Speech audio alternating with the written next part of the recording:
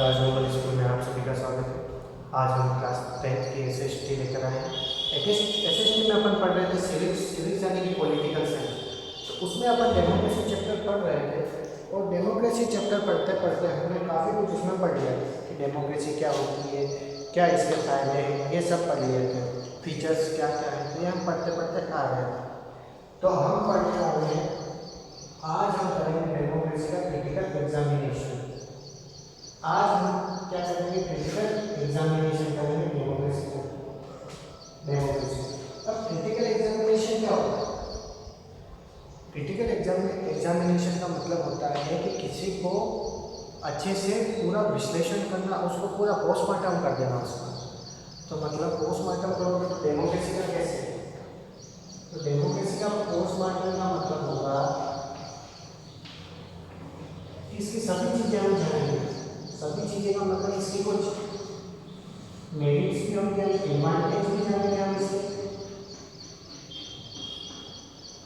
और कुछ डिसएडवांटेज भी जानेंगे। है कि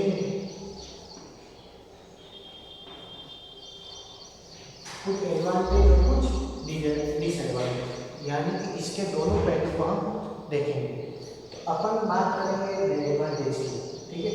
तो पहले अच्छी चीज़ें पढ़ लेंगे तो अच्छा रहेगा, बुरी चीज़ें तो बाद में पढ़ते रहेंगे। तो डेमोक्रेसी की आज हम करेंगे एडवांटेज, ठीक है? एडवांटेज कहो या आप इसे मेरिट्स कहो, मेरिट्स भी कह सकते हैं। तो कम से कम आपको मुझसे कितने पॉइंट याद करने हैं? अगर आपको एग्जाम में पूछ लिया गया हो कि right the merits and advantage of democracy, यानी पूछ ले आपको कि एग्जाम में, या तो आप इस एडवांटेज और डेमोक्रेसी के क्या लिखो, मेरिट्स लिखो, ठीक है? तो क्या करोगे? आपको कम से कम इसमें कितने एडवांटेज हैं, उसके कितने फायदे लिखने डेमोक्रेसी के? 5 फायदे आपको कितने लिखने, याद करने ही करने हैं। 5 फायदे ही क्यों याद करें? देखिएगा, अगर शॉर्ट में आ गया तो आप इसमें से 3 लिख देना, अगर लॉन्ग में आया तो 5 लिख देना, यानी 1 तीर से 2 निशान। आपके शॉर्ट का भी क्वेश्चन रेडी हो गया और लॉन्ग का भी क्वेश्चन रेडी हो गया। आज हम इसके 5 इंपॉर्टेंट एडवांटेज लिखेंगे। अब बात करते हैं फर्स्ट की बात करें तो इंक्रीज द पब्लिक वेलफेयर।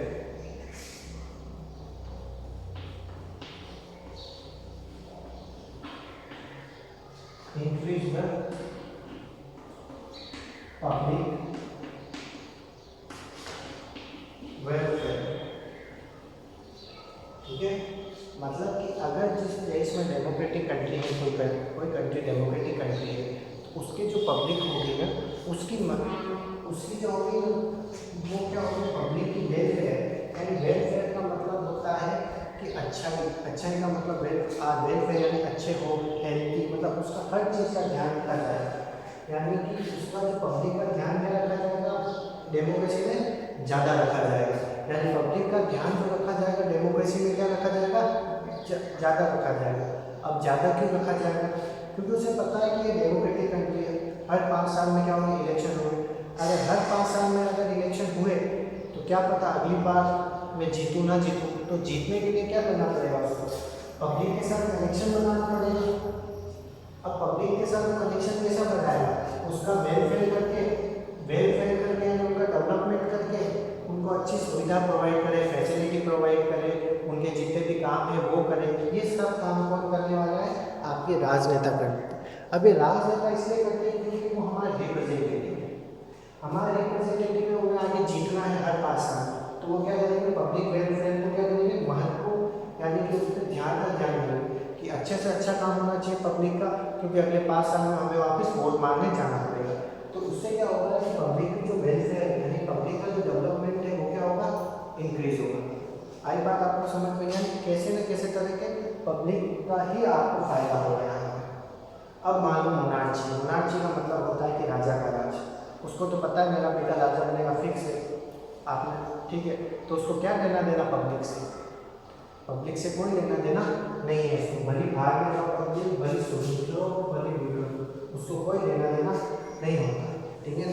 अब मान लो वो राजा अलग होते, कोई बहुत अच्छे अच्छे राजा भी होते हैं जिनको ये धर्म लगता है कि उनकी जनता ही उनके सब कुछ है, तो वो अच्छा काम है। और जो जैसे भ्रष्ट होते हैं, जिनका कैरेक्टर सही नहीं होता, वो पब्लिक का ध्यान नहीं रखते। ठीक है, तो increase the welfare of public. ठीक है, तो आपको ये बात समझ में आई होगी। अब लिखते हैं इफेक्टिव एडमिनिस्ट्रेशन। इफेक्टिव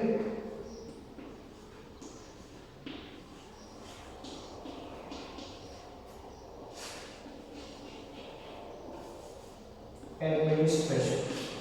अब इफेक्टिव एडमिनिस्ट्रेशन का मतलब देखो, आप कभी भी गए होंगे तो आपने अलग से एडमिनिस्ट्रेशन रूम देखा होगा। एडमिनिस्ट्रेशन रूम का मतलब होता है पूरा जो कंट्रोल करता है, यानी जैसे स्कूल का एडमिनिस्ट्रेशन रूम में एडमिनिस्ट्रेशन रूम में प्रिंसिपल, टीचर, पीओन्स, ये सब किसमें आएंगे? एडमिनिस्ट्रेशन। यानी ऐसे लोग जो उसको काम करने में क्या करते हो? हेल्प करते हो। जैसे कॉलेज में आ गया डायरेक्टर, डायरेक्टर के साथ प्रिंसिपल, प्रिंसिपल के बाद फैकल्टी, फैकल्टी के बाद पीओन, टीचर, लैब असिस्टेंट, ये सब आएंगे एडमिनिस्ट्रेशन में।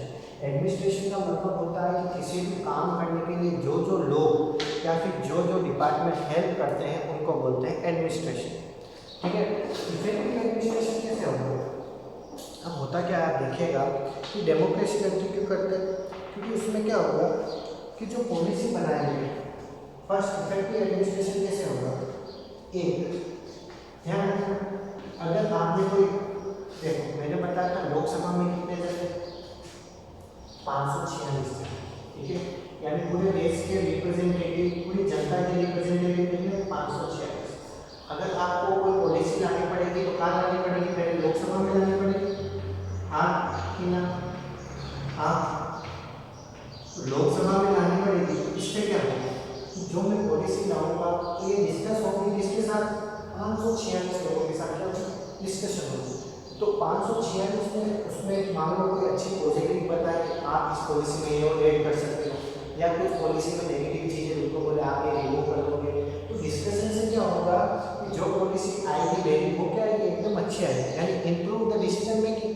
जितने ज़्यादा लोग उतने ज़्यादा आइडिया, और जितने ज़्यादा आइडिया उनमें से कोई हमने 10-15 अच्छे आइडिया लेके अपने क्या किया, अपने पॉलिसी में ऐड कर दिया, यानी कि क्या वो मेरी पॉलिसी और अच्छी होगी।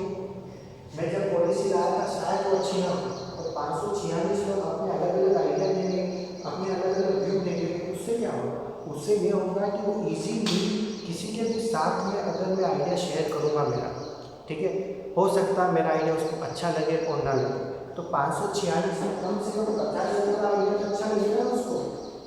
अब 50 लोगों का आइडिया अच्छा लगेगा तो उसकी पॉलिसी में क्या आएगा? इम्प्रूवमेंट आएगा और अच्छी अच्छी चीज़ें ऐड होगी।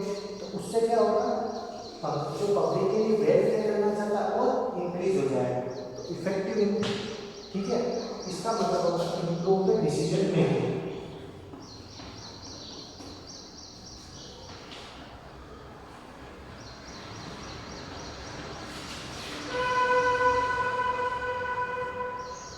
यानी कोई भी आप डिसीजन लाओगे उसको डिस्कस होगा, डिस्कस होने के साथ उसकी पॉजिटिव और नेगेटिव चीज़ें दोनों देखी जाएगी, और हो सकेगा तो नेगेटिव चीज़ें निकालने की ट्राई करेंगे। तो ये क्या होगा कि इम्प्रूव द डिसीजन मेकिंग होगा, जिससे क्या होगा? आपका एडमिनिस्ट्रेशन और अच्छा होगा। जैसे आप सोचिए आपके कॉलेज में क्या है, आपने देखा होगा इलेक्शन होते हैं कॉलेज में भी, तो ये क्यों होते हैं? ये इसलिए होते हैं इफेक्टिव एडमिनिस्ट्रेशन के लिए। इससे क्या होगा? मान लो कोई टीचर, कोई प्रिंसिपल इतना इफेक्टिवली काम नहीं कर पा रहा है, या कुछ कारणवश ऐसा होता है जिसके कारण स्टूडेंट को कुछ परेशानियों का सामना देखना पड़ता है, तो उससे क्या होगा? जो उनका यूनियन है, यानी कि स्टूडेंट यूनियन, वो जाएगा डायरेक्टर के पास, बोलेगा ये टीचर हमें अच्छा नहीं पढ़ा रहा, इसकी ये गलतियाँ हैं और इसको निकालो, या फिर इसको सजा दो आप, या फिर हो सकता है कुछ फैसिलिटी की कमी हो, तो वो जाके क्या होगा? एडमिनिस्ट्रेशन को बोलेगा। उससे क्या होगा? एडमिनिस्ट्रेशन को बोलेगा, उसमें क्या होगा? इफेक्टिव एडमिनिस्ट्रेशन होगा, यानी और अच्छे से काम करेगा एडमिनिस्ट्रेशन। आई बात आपको समझ में? ठीक है, अब क्या आता है कि एजुकेशन ऑफ पेट्रोलियम, पेट्रोलियम देशभक्ति।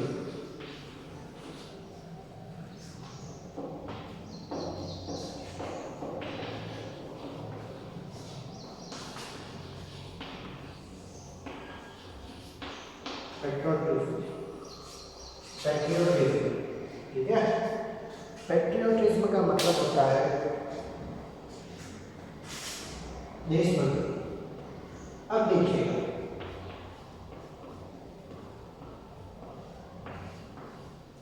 अब तीसरा पॉइंट है एजुकेशन फॉर पेट्रियोटिज्म, यानी कि अपने अंदर ये देशभक्ति की भावना लाती है और शिक्षा देती है। कैसे?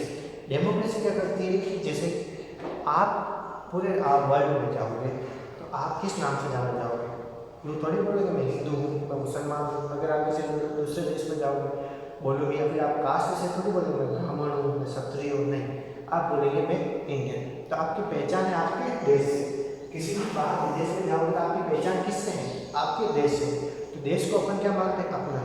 होता क्या है, ये एजुकेशन ऑफ पेट्रियोटिज्म का मतलब हो जाता है कि आप जो भी प्रॉपर्टी है वो क्या है? पब्लिक प्रॉपर्टी, हाँ कि ना? तो पब्लिक प्रॉपर्टी होने के कारण अपने अंदर भावना क्या आती है? अपनी सबकी प्रॉपर्टी है तो इसकी क्या करें? रक्षा करें, हाँ कि ना? उससे क्या होता है? अपने अंदर देशभक्ति जागती है। ऐसे कि मान लो कोई किसी पब्लिक प्रॉपर्टी को नुकसान पहुँचा तो अपन कह के जा सकते हैं कि तेरे पापा की नहीं, तेरे बाप की प्रॉपर्टी नहीं है, हमारी भी प्रॉपर्टी, ऐसा कह सकते हैं, क्योंकि वो पब्लिक प्रॉपर्टी मतलब हम सबका उसमें हक है। उससे क्या होगा? देशभक्ति जगेगी। देशभक्ति ऐसे जगेगी कि अपने देश की किसी भी चीज़ को या फिर पब्लिक प्रॉपर्टी को कोई नुकसान पहुंचाने जाएगा तो अपने अंदर वो भावना आएगी कि नहीं, ये तो मेरी भी प्रॉपर्टी है, इसकी रक्षा करना मेरा भी कर्तव्य है। जैसे कि मान लो आप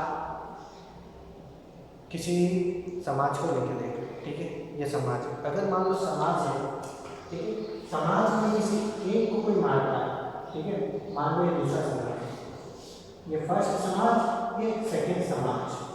अब ये समाज वाला इसको मारता है, किसी एक आदमी, ये पूरा समाज इकट्ठा होकर इसके खिलाफ लड़ता है कि नहीं लड़ता? आपने अक्सर न्यूज़ में देखा होगा कि दो गुटों में आपस में भिड़ गए। ये इसलिए होता है कि ये समाज पूरा खड़ा है इस मुद्दे के लिए कि मेरे लोगों को कैसे मारे। उसलिए अपना देश के पूरे नागरिक अपने देश के लिए खड़े, कि मैं देश को आज के साथ, आज कोई भी बॉर्डर पे शहीद होता तो अपने अंदर एक भावना जगती। क्यों? क्योंकि वो अपने देश के लिए मरा। ये वो किसी अपने निजता या फिर अपने पर्सनल के लिए नहीं मरा कि हाँ मेरे उस पाकिस्तान से पर्सनली दुश्मनी किसी की नहीं, वो अपने देश के लिए। एक डेमोक्रेसी क्या करती है? एजुकेशन और पेट्रियोटिज्म देती है, यानी कि देशभक्ति की शिक्षा देती है एजुकेशन। 3 पॉइंट आपको मैं समझता हूँ कि समझ में आते होंगे। अब 2 पॉइंट और पढ़ते हैं। वैसे तो 10-15 पॉइंट है, आप घर पे और तैयार करें, जो आपको इजी लगे वो आप लिख सकते हैं। इम्पोर्टेंट मतलब अच्छे पॉइंट जो है वो मैं बता रहा हूँ, ठीक है।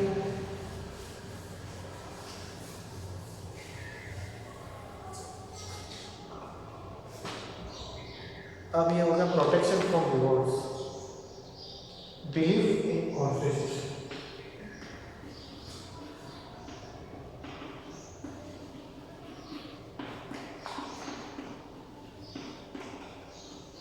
देखिए, बिलीव इन कॉन्स्टिट्यूशन का मतलब कि संविधान पे आपको क्या है? विश्वास। अब संविधान में विश्वास है, उससे क्या होगा कि आपके खिलाफ कुछ भी होता है, आपके खिलाफ बुरा होगा, आपका जाओगे कोर्ट पे, कहाँ जाओगे? कोर्ट में। अब कोर्ट में क्यों गए? क्योंकि आपको विश्वास है कि अपने संविधान पे कि मेरे साथ बुरा हुआ है, अगर मैं मेरे कॉन्स्टिट्यूशन के साथ जाऊँगा, यानी मैं संविधान पर भरोसा है, इसलिए तो वो बोल गया है, क्योंकि उसे पता है कि मेरा जो संविधान है, मेरा जो कॉन्स्टिट्यूशन है, मेरे साथ क्या करेगा? न्याय करेगा, मुझे इंसाफ दिलाएगा, या मेरे साथ कुछ हुआ है उसको क्या करेगा? सामने वाले को सजा देगा। उसका क्या है? कॉन्स्टिट्यूशन में विश्वास है, यानी भरोसा है।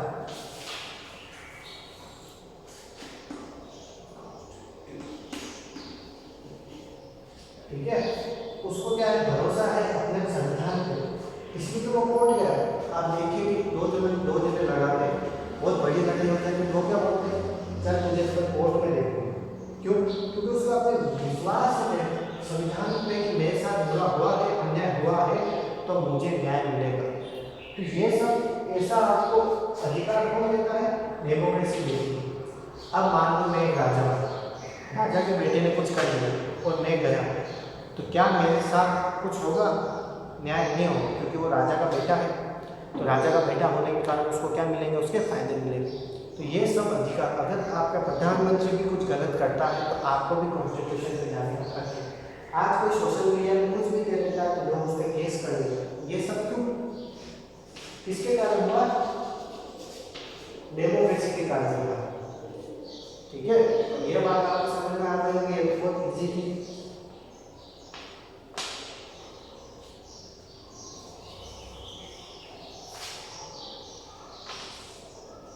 अब देखिए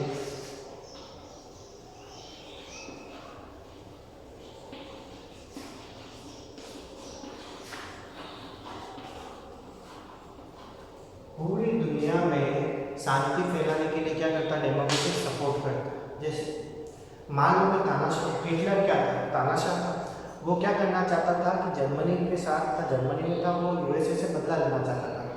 सोवियत संघ में हिस्सा था, वो दो पार्टियों की, सोवियत संघ और अमेरिका। उसके कारण वो क्या करना चाहता था, सोवियत संघ में था हिटलर और अमेरिका इधर। अमेरिका से बदला लेने के लिए, अपना राज्य फैलाने के लिए उसने आक्रमण किया और वर्ल्ड वॉर सेकेंड हुआ। तो वर्ल्ड वॉर सेकेंड क्या हिंसा हुई, तो क्या देश में शांति हुई, नहीं हुई। तो मतलब अगर आपका राजा तानाशाह है या फिर आपकी कंट्री में किसी तानाशाही का राज है और उसको उसको मतलब अंदर से इच्छा होती है कि मैं अपना राज्य और फैलाऊँ, मैं देश को और बड़ा करूँ, इससे क्या हो, झगड़े होंगे। जैसे कि आप मान लिए ये बॉर्डर है इंडिया का और चाइना का। अब चाइना में तानाशाह जिनपिंग, वहाँ के जो प्राइम मिनिस्टर, उसका नाम है जिनपिंग। अब ये क्या तानाशाह, तानाशाह तो मतलब चाइना में डेमोक्रेसी नहीं है, वहाँ पे है सिर्फ कम्युनिस्ट पार्टी की, कम्युनिस्ट पार्टी है, जैसे अपने आप बीजेपी कांग्रेस है, वहाँ पे भी है कम्युनिस्ट पार्टी। और उनके कम्युनिस्ट पार्टी का ये है कि अगर आपको इलेक्शन लड़ना है तो कम्युनिस्ट पार्टी का मेंबर बनना पड़ेगा, और मेंबर बना तो जीतेगा तो कम्युनिस्ट पार्टी मिलेगा, पीएम को जीते, यानी लड़ने वाला भी कम्युनिस्ट पार्टी का, हारने वाला भी कम्युनिस्ट पार्टी का, तो ऑब्वियसली जो जीतेगा वो जीतेगा। अब जिनपिंग तानाशाह है, मतलब कि उसका खुद का राज्य नहीं, क्या करना चाहता, चीन को बनाना चाहता। तो इसने भूटान को कब्जे में ले लिया, नेपाल के 10-15 जैसे गाँव अपने अंदर कब्जे में ले लिए। अब ये किस पे है, सिक्किम पे है। तो ये क्या करता है, अपने इधर बढ़ाने के लिए क्या करता है कि कुछ न कुछ ऐसे जबरदस्ती के उंगलियां करता है, ताकि कैसे न कैसे करके अपने इंडिया को पीछे भेजे और मैं अपनी जमीन में खड़ा करूं। तो ये क्या, ये जो तानाशाह है वो क्या सपोर्टर है वर्ल्ड पीस का, नहीं, उसको किससे मतलब है, अपने देश से, कि मुझे अपना देश बड़ा करना। बाकी इंडिया आप देखिए वर्ल्ड की सबसे डेमोक्रेटिक कंट्री, इसने आज तक इस पर अटैक नहीं किया, आज तक अटैक इसने सहन किए हैं, पर आज तक कभी किसी दूसरे पर इसने अटैक नहीं किया। ये इंडिया की खास बात, ये हमेशा देश में क्या करती है, शांति। आपने 5 पढ़ लिए हैं, ठीक है, मेरिट यानी एडवांटेज, यानी अच्छी बातें आपने डेमोक्रेसी से रिलेटेड कर चुके हैं। अब अपन करेंगे डिसएडवांटेज, यानी इसकी कोई डिसएडवांटेज है, नुकसान है कि नहीं। हर चीज़ के 2 पहलू, उसी तरह इनके भी 2 पहलू डेमोक्रेसी के। अपन पढ़ रहे हैं डिसएडवांटेज और मेरिट, नुकसान करना, इससे नुकसान करना। अब देखिए, अब ये क्या होता है कि लीडरशिप जो होती है, अनस्टेबल लीडर कह सकते हैं अपन, फर्स्ट होता है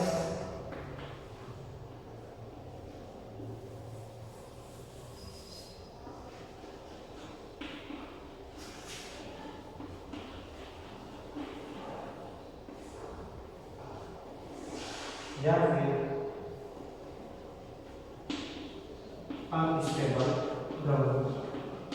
आप खुद भी लिख सकते हैं, अनस्टेबल लीडर है या फिर अनस्टेबल क्या है, गवर्नमेंट। देखिए होता क्या है, अपने इंडिया का एग्जाम्पल लेंगे, सबसे अच्छी डेमोक्रेटिक कंट्री है इंडिया में। क्या होता है, 5 साल में क्या होते इलेक्शन होते हैं, हर 5 साल में इलेक्शन होते हैं। तो क्या पुराना वाला लीडर कंटिन्यू होता है या नहीं भी होता है, वो होता है। यानी मान लो जो पहले मुख्यमंत्री था, मतलब राजस्थान की बात करें तो राजस्थान के पहले मुख्यमंत्री कौन थे, वसुंधरा जी। अब कौन है, गहलोत जी। अब कौन है, गहलोत जी। तो हर 5 साल में अपने यहाँ का चेंज होता रहता है।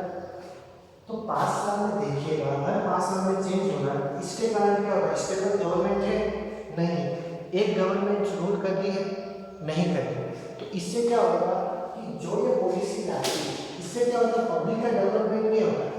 पब्लिक का डेवलपमेंट इसलिए नहीं होता है, हर 5 साल में गवर्नमेंट चेंज हो रही है, तो क्या उसको परफेक्ट यानी कि उसको क्या इनफ यानी पर्याप्त समय मिला पब्लिक का डेवलपमेंट करने के लिए? नहीं। क्यों नहीं मिला? क्योंकि उसके पास 5 साल है। 5 साल में 1 साल तो उसने मजे में निकाल दिया कि हाँ जीते हैं तो थोड़ा ऐश कर लेते हैं। 2-3 साल उन्होंने पॉलिसी बनाने के लिए कर दिए, 2-3 साल पॉलिसी बनाने के लिए कर दिए, तो 3 साल ये हो गया। 1-2 साल में इम्प्लीमेंट किया, 4 साल हो गए, और लास्ट में 1 साल तो इलेक्शन, अगले साल इलेक्शन है, तो हमें क्या करना पड़ेगा भैया? वोट लड़ाई करनी पड़ेगा, तो इलेक्शन में सब चलेगा। यानी होता क्या है, 5 साल की देखे तो बहुत कम है, और अपने हिसाब से तो बहुत ज़्यादा, पर इन पॉलिटिशियन पॉइंट ऑफ व्यू से देखे बहुत कम है। कम इसलिए है कि यहाँ पे अलग अलग तरह के रिलीजन से, अलग अलग तरह की कास्ट है, तो सबको खुश रखना पड़ता है।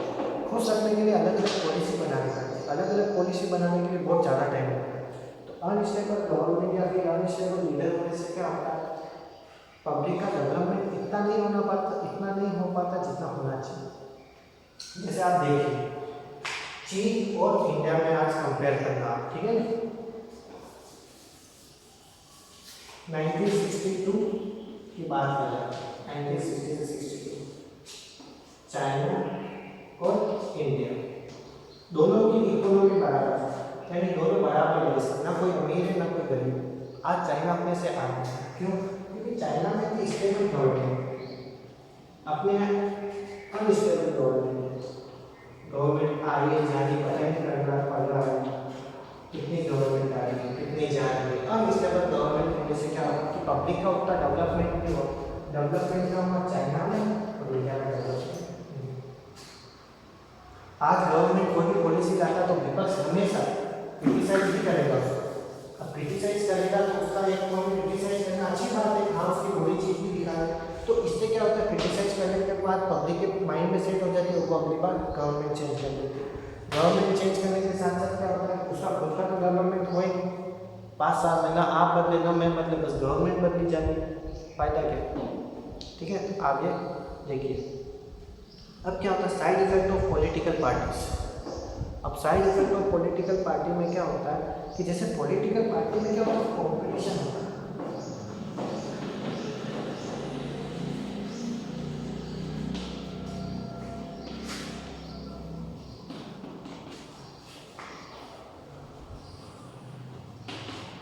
Side effect of political party, अब इसमें क्या होता है कि इफेक्ट, अब देखो आपने देखा होगा कि पार्टी में क्या चलते हैं, कॉम्पिटिशन चलता है, कॉम्पिटिशन चलते हैं, जैसे बीजेपी और कांग्रेस में सरकार बनाने का कॉम्पिटिशन चलता है। अब कॉम्पिटिशन में आपको पता है कि हर कोई हथकंडे अपनाते हैं, हर कुछ करते हैं, गंदी गंदी डटी डटी ट्रिक्स करते हैं, पैसों का लेन देन करते हैं, पार्टियाँ करते हैं, इधर उधर बुलाते हैं, और हो सके तो सामने वाले को मार भी देते हैं। तो ये सब पॉलिटिक्स में चलता है। तो ये इसके कारण क्या होता है कि एक जो हमारे पास होना चाहिए कि फेयर कंपटीशन, वो फेयर कंपटीशन नहीं होता क्या है कि ये अपने आप को आगे, अपने आप को अच्छा प्रदर्शन करने के लिए, अपने आप को अच्छा दिखावटी दिखाने के लिए क्या करते हैं, गंदे रास्ते अपनाते हैं, जिसके कारण डेमोक्रेसी क्या होती है, लांछित होती है। लांछित का मतलब उस पर कलंक टाइप लग जाता है। ठीक है, अब अगली बात करते हैं कि confusion regarding democracy exhibition of individual. अब देखिए, weak system of government in time of emergency.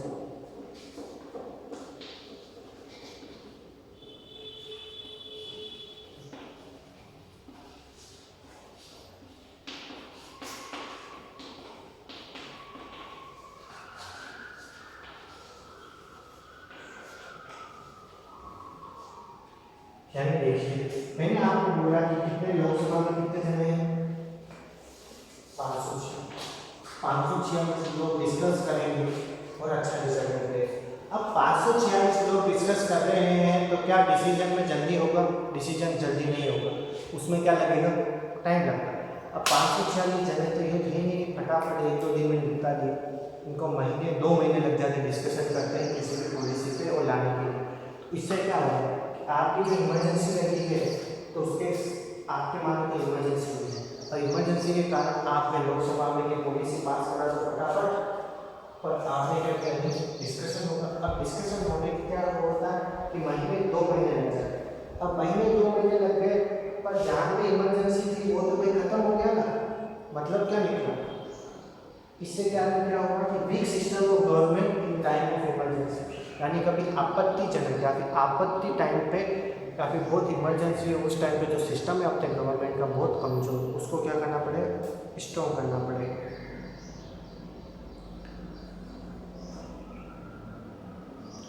ठीक है, तो ये 3 पॉइंट है। आज के लिए बस इतना ही। कल भी इसके 2 पॉइंट और लास्ट पढ़ा के